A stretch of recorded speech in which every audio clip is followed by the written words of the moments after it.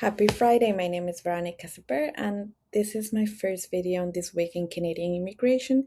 This is where I tell you a little bit about what's happening on in my desk. This is not legal guidance. This is general high-level info. If you are going through the process yourself as an immigrant, or if you are an immigration consultant yourself, this is just some things I'm noticing, and we can later compare notes and see what you are noticing. So in this video, I'm going to talk mainly about four things: express entry, temporary um, work permits mostly, what's happening in Ontario this week, and any other recommendations. So let's start with express entry. The first one that I like to discuss is NOC versus NLC. An NLC is a made up term not likely to count because what I see, not this week, but in other weeks, I see a lot of confusion with business roles and administrations and compliance rules, and it's not really classified because the duties are quite generic, and the job offer, there was more emphasis on the salary, the hours, the location than the duties themselves. But this week I want to bring your attention to something that is causing me a little bit of concern. Those for those technical roles that if they were not technical, they could be customer support, therefore an OC 4. So I had a couple of clients this week with this generic reference letter for employers in Canada. However, the original contracts, their promotion letters, they specify duties that clearly, once you read them, you realize, yeah, this is an user support technician role. So my message here is clear. Titles don't matter much. What really matters is what are you doing day to day. And if your role is really technical and it's a tool and it's going to count for express entry and you are already declared, don't ruin your application by not having a clear reference letter. Of course, some employers are more willing to modify versus others that are no, this is the letter we give you. But even in those cases, go back and open that contract because sometimes in the contract, and that is what I found this week, the technical duties were there for a couple of my clients. Another one I want to emphasize, I see more and more, I don't know why, and this is within Canada, reference letter that say the employer was full-time. But if we go to the Bible of express entry, I call it the Bible, it's not, but it's the completeness check, we see that in the reference letter, the employer is required to write down the number of hours on average that you work that week. So make sure that's clarified as much as possible before asking the reference letter. More and more, I'm asking my clients to take a screenshot of what a reference letter needs to be and needs to include and send that to their employer, especially if they have a good relationship. And I find that's it's better to prevent than trying to fix what while once the 60 days are running, right? The third one, I see this week after week. In the personal history, make sure that you answer the question yes, not, or not applicable as applicable. There's in particular one question about your military service or service in civil organizations and if you have declared or not.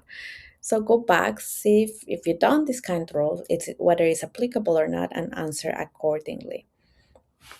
Then we have another my least and my it's my least favorite, but the same. I think it's really it can save an application, which is the letter of explanation. And the letter of explanation is the I saw today this week though.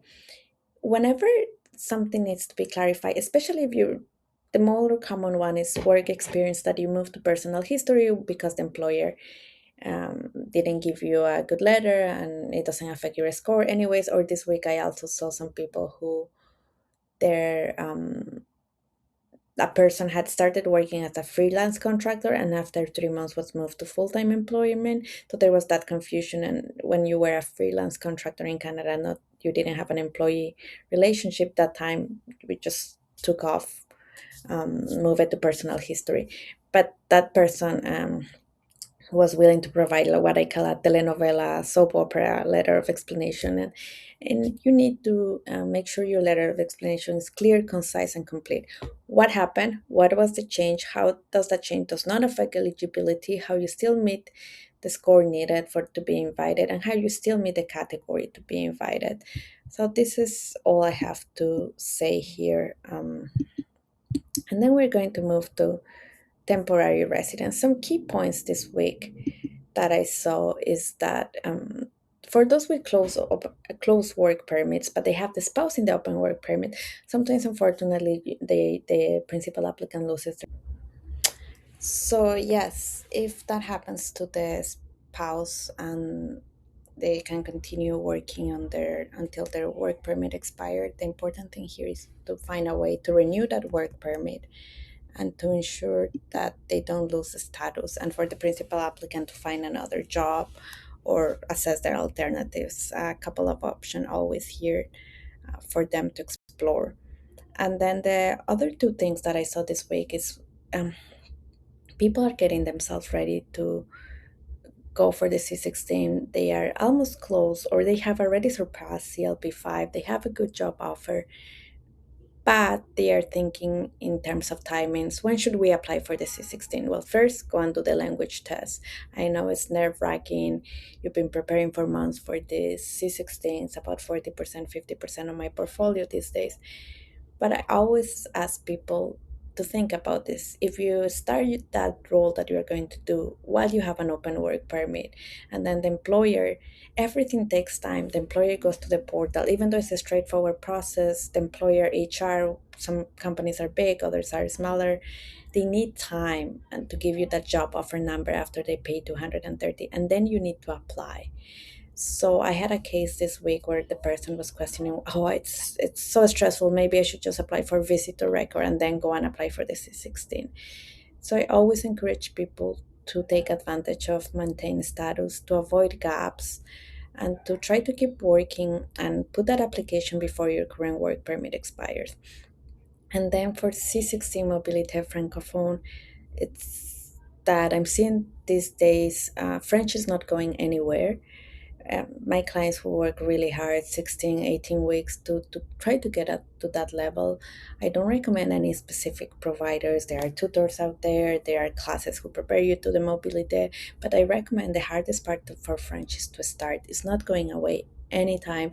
And as I mentioned in a LinkedIn post today, I was shocked when I read that only 12% of people um, after the PGWP expires are, and only this low percentage are able to transition to another work permit or another status. This 12% doesn't count those who become permanent residents. That's the big disclaimer, but still the percentage is quite low.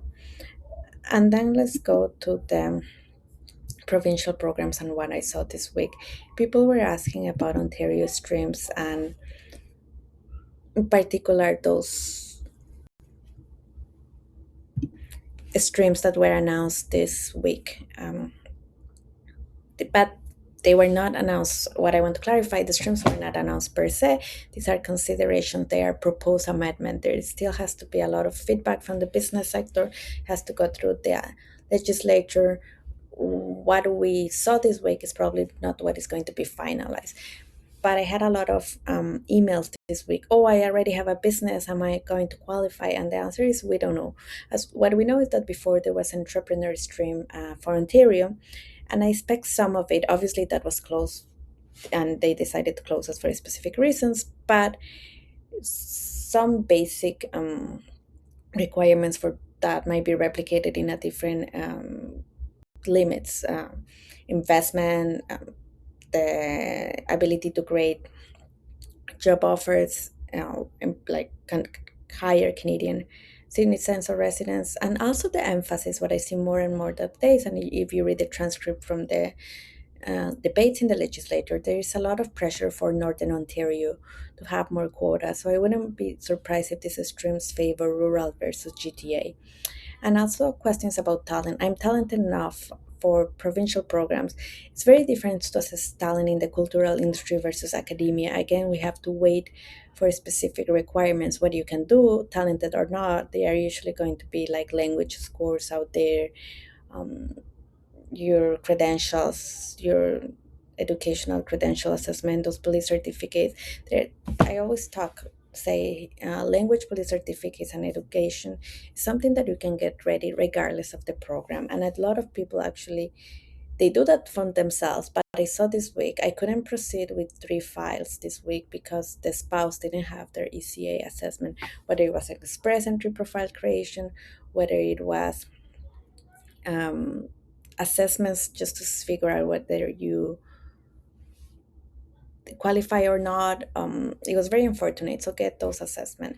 And the last one, I'm not going to spend too more time, but I see a lot of people in Ontario with business roles. The employer really to support the expression of interest, and still there is no clarity on what's the knock. Um, you cannot go to your employer and ask them to spend a lot of time to create an expression of interest if they don't know themselves what knock are they going to submit. And then the last part is thank you. It's been a blast. I made a couple of mistakes, so I had to stop and record. I also got my kids are having a sleepover later on with their friends, so I got interrupted a couple of times. But the point of this is to give you what's going on at my desk week after week. This is high level information. This is not um, legal guidance. Every case is different. Every case needs personalized assessment. My hope is that I can review other weeks with other immigration consultants and we discuss a little bit. And whether you are going through the immigration journey yourself or you are a practitioner in this area, it's always a pleasure to discuss best practices and what we are seeing and what we are not, because knowledge sharing is the way that we can strengthen any kind of application. Again, my name is Veronica Seper, and this has been my week in Canadian immigration. Bye.